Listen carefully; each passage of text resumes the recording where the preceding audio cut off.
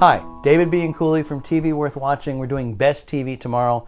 Tomorrow is Monday, August 24th, and we may argue over whether it's the best, but it is the most significant. It's the second week of political conventions nationally helping us decide who we're going to vote for president.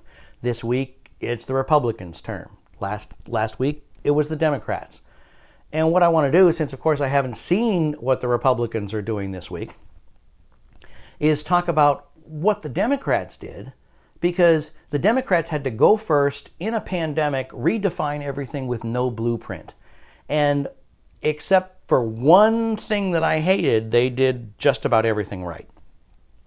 First of all, without delegates in the hall, without an audience just speaking directly to the camera, the speeches were better. They didn't have to write in all of those forced applause lines, and it was more conversational and at times much more intimate. So it's what I usually say about democracy. Same thing has to do with the delegates. It'd be great if it wasn't for all the people. So that's a great thing. Another great thing was the roll call. It started with Alabama and the Pettus Bridge at night, went all the way through to Rhode Island and the Calamari and beyond. And I hope the Republicans do that this week, and I hope that in 4 years, that's a tradition. Even though we can be back together, doesn't mean we should be. When we're talking about the whole country, let's go around the whole country. Let's pre-tape those things. Let's hear the accents, see the foods, see the sights, see the architecture. That was brilliant. The speeches, I do think, were better by being more intimate. Certainly, anybody named Obama hit it out of the park, and so did the ticket of Biden and Harris. But to me, the best speaker of the entire convention, the one who got me the most, was young Brandon, the young kid with a stutter, who did it live. I mean, talk about a high wire act. And I know how difficult that is because I clench up when I have to do radio live. And here is a kid with a stutter doing television. He has my heart, he has my admiration, and what a great message. So that was terrific. The one thing I hated, now we're at that point, and I hope you noticed because it drove me crazy. It's a production thing that I think started on MTV about 30 years ago, and I don't know why this new ADD generation thinks that it makes sense.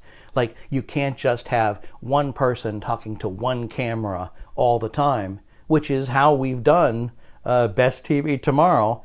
But you'll notice, like, when people were talking to the camera, whether they were live or whether it was taped, all of a sudden, there's another camera over there where they're looking at a profile like it's a police lineup. And all I do whenever I watch that is sort of like yell at the TV, hey, I'm over here. Come back. Talk to me again. So I hate that. So this will be a nice test to see how smart Republicans can be. If this week they do the same sort of roll call, and they don't do that split screen stupidity of two camera angles, then they picked the best from the Democrats. I don't necessarily expect them to do that politically.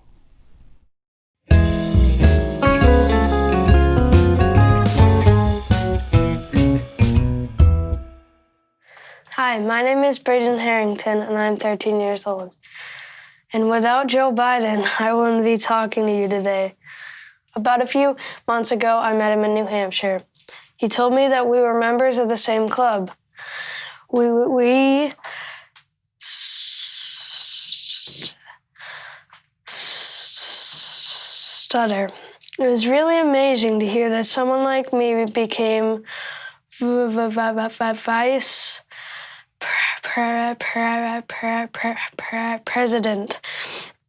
He told me about a book of poems by Yeats he would read out loud to practice. He showed me how he marks his addresses to make them easier to say out loud. So I did the same thing today.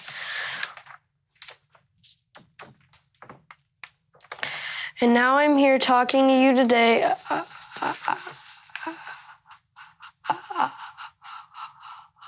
about the future, about our future. My family often says when the world feels